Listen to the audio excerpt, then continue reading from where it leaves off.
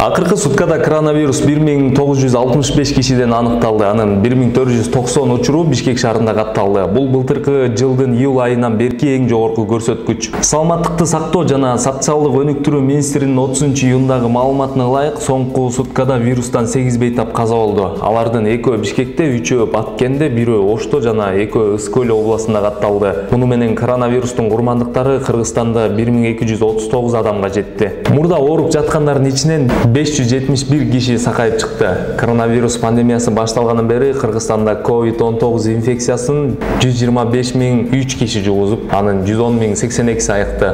Ушул күндөрү 11.843 киши вирус менен алышып жатат. Кыргызстанга Түркменистандан Садыр Жапаровдун расмий иш сапарында сүйлөшүлгөн келишимдин алкагында жүктүн биринчи партиясы келди.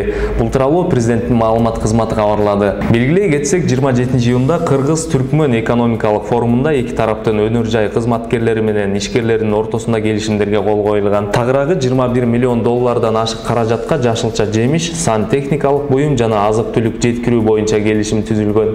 Мындан тышкары кийим-кечи жана бут кийим өндүрүү эки өлкө ишкерлеринин ортосунда инвестициялык ишмердүүлүктү жана импорттук, экспорттук операцияларды өнүктүрүү жаатында кызматташтык тууралуу чечим кабыл алынган. Бул макулдашуулардын алкагында 29-июнда Бишкек шаарына Түркменабад шаарынан жүк жүктөлүп, учак келип конду деп айтылат маалыматта.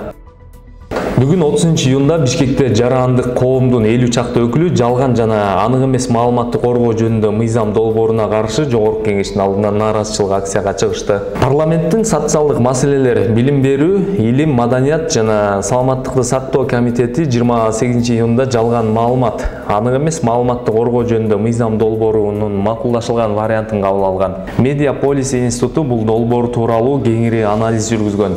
Анда документ баш мыйзамга эл аралык келишимдерге каршы келип, адам укугун, сөз эркиндигин чектей тургандыгын белгилеген.